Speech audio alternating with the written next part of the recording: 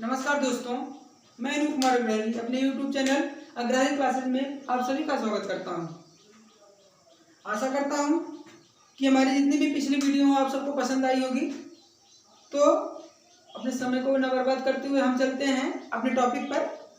तो हम सब विभाज्यता के नियम के बारे में पढ़ रहे थे, तो आज उसके आगे के बारे में चर्चा की जाएगी। जैसा कि हमें लगता है कि 2, 3, 4 और 5 की संख्या किस तरीके से विभाजित की जाती है उसके बारे में पढ़ा था। आज हम पढ़ेंगे 6 से विभाजित होने वाले नियम। तो हम सब हेडिंग डालेंगे 6 से विभाजित होने वाले नियम। यदि कोई संख्या 2 और 3 का गुणज हो, यदि कोई संख्या 2 और 3 का गुणज हो तो वह संख्या 6 से पूर्णतः विभाजित होगी। यदि कोई संख्या 2 और 3 का गुणज हो तो वह संख्या 6 से पूर्णतः विभाजित होगी। कहने का मतलब यदि कोई संख्या 2 से कट जाए और 3 से भी कट जाए तो वह संख्या क्या होगी? 6 से पूरी तरीके से विभाजित होगी। जैसे कहा दिया जाए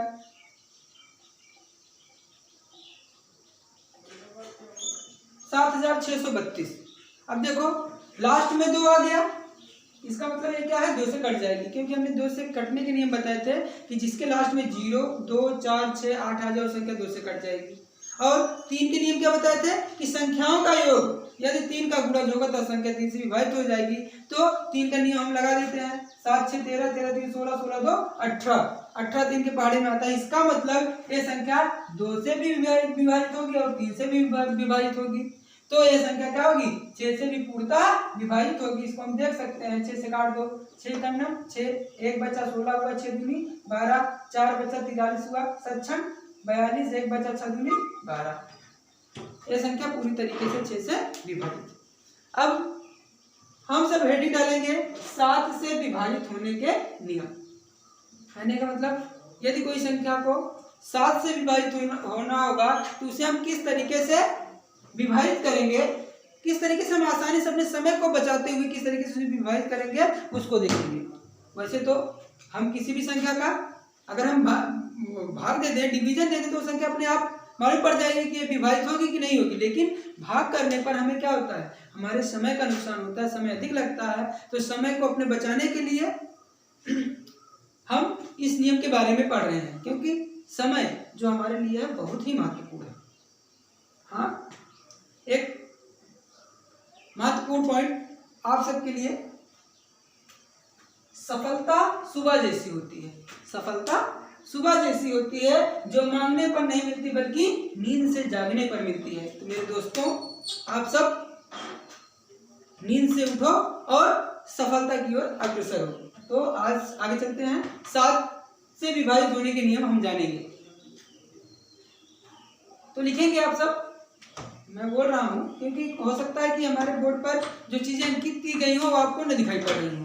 तो यदि संख्या का इकाई का अंक, यदि संख्या का इकाई का अंक का दूना, यदि संख्या का इकाई का अंक का दूना इकाई के अंक छोड़ने पर बनी संख्या में से घटाने पर 7 से भाज्य हो तो वह संख्या 7 से पूर्णतः विभाजित होगी। वह संख्या 7 से पूर्णतः विभाजित होगी। देखो फिर से एक बार देख लो, यदि संख्या का इकाई का अंक का दूना इकाई के अंक छोड़ने पर बनी संख्या में से घटाने पर 7 से भाज्य हो तो वह संख्या 7 से पूर्णतः विभाजित होगी। कैसे? देखो, जैसे 343 है, ठीक है ना? इसमें इकाई का अंक क्या है? 3 है। तो 3 का दूना क्या 6 होता है। और क्या कह रहा है कि इकाई के अंक छोड़ने पर बनी संख्या। अब इकाई के अंक को छोड़ दें क्या होगा? 34 आएगा। तो 34 में हम यदि 6 को घटा दें कितना आ जाएगा? 28। 28 7 के पहाड़े में आता है, 28 7 के पहाड़े में आता है। इसका मतलब क्या है? ये संख्या 7 से पूर्णतः विभाजित होगी। जैसे मान लीजिए तो छोटी संख्या है, आप सब कह रहे हो छोटी संख्या इसलिए बता दिए। अब देखो जैसे 4746 है, ठीक है ना, तो इसमें इकाई का अंक क्या है 6 है, तो 6 का गुना क्या होता है 12, और अगर इकाई के अंक को छोड़ के क्या होगा 474 में से 12 घटा दो, 4 में से 2 गया 2, 7 में से गया 6, 462 7 से काट दो, 7 42 4 बचा, 2 7 42 7 से पूर्णतः विभाजित हो गई। ठीक, आशा करता हूँ कि ये 7 से विभाजित होने वाले नियम आपको आसानी से आ गए होंगे। ठीक, अब आगे आप सब हेडिंग डालेंगे 8 से विभाजित होने के नियम। इससे 8 से विभाजित होने के नियम।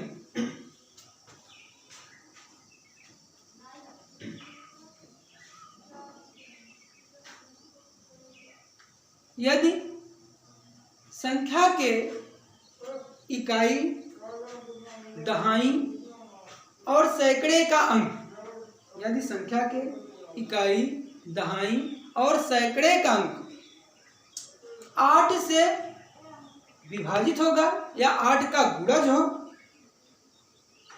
तो वह संख्या 8 से पूर्णतः विभाजित होगी।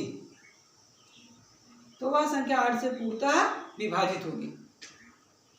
अथवा यदि संख्या के इकाई, दहाई और सैकड़े के स्थान पर 0 आ जाए तो वह संख्या क्या होगी 8 से पूर्णतः विभाजित होगी। जैसे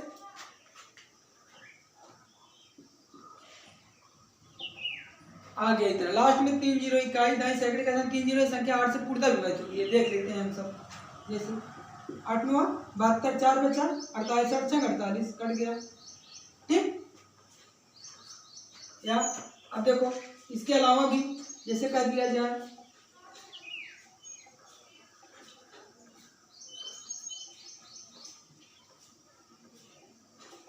624 है, 4,68,624। अब इसे हम देखेंगे 8 से कटेगा कि नहीं, तो इसे देखने के लिए हमें पूरे देखने की जरूरत नहीं, केवल 624 देखो। इसको देखना 624। अब 624 देखो यदि ये 8 से कट जाएगा तो ये संख्या क्या होगी 8 से पूरी तरीके से विभाजित हो जाएगी। 8 7 56 6 बचा, 64 को 8 8 64। देख सकते हो आप पूरी तरीके से संख्या 8 से पूरी तरीके से विभाजित होगी, चाहे आप इसका डिवीजन देके देख लेंगे या भाग देके देख लेंगे। ठीक, अब आप सब पढ़ेंगे 9 से विभाजित होने के नियम। क्या पढ़ेंगे 9 से विभाजित होने के नियम।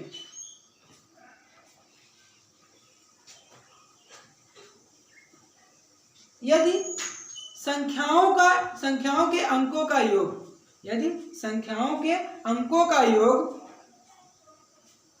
9 का गुणज हो, यदि संख्याओं के अंकों का योग 9 का गुणज हो तो वह संख्या 9 से पूर्णतः विभाजित होगी। यदि संख्याओं के अंकों का योग 9 का गुणज हो तो वह संख्या 9 से पूर्णतः विभाजित होगी। जिस तरीके से हम 3 वाला पढ़े थे, 3 में क्या होता, संख्याओं के अंकों का योग 3 का गुणज होता था, वो संख्या 3 से विभाजित हो जाती थी। तो उसी तरीके से यदि संख्याओं के अंकों का योग 9 का गुणज होगा तो वह संख्या 9 से पूरी तरीके से विभाजित होगी। जैसे देखते हैं हम सब एग्जाम्पल के तौर पर,